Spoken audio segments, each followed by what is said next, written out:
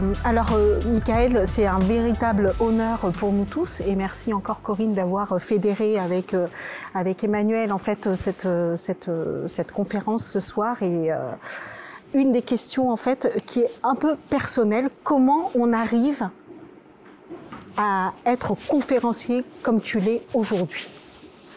Ça, c'est une question. Ça s'est fait petit à petit. Ça a pris beaucoup de temps.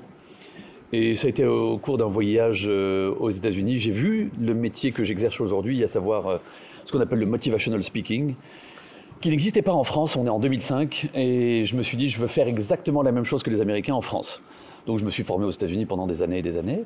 Mais avant, j'étais déjà formateur, donc j'avais l'habitude de parler à des petits publics.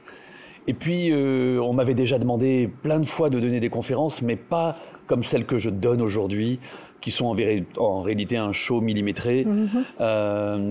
Et bien, en fait, il faut se former. Je me suis formé avec des humoristes, avec des profs de théâtre, avec des scénaristes, avec des professionnels de la prise de parole en public, et puis en regardant des centaines et des centaines de conférences. Beaucoup à l'étranger, parce qu'en France, j'avais pas beaucoup d'exemples. On est dans les années 2000. Hein.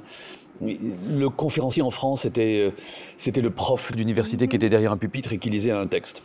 Et c'était pas du tout le speaker tel qu'on le voit aux États-Unis, qui est une espèce de Gad Elmaleh et de professeur nimbus à la fois. Donc c'est vraiment, ça a été un processus itératif. Ok, super, merci beaucoup pour cette réponse.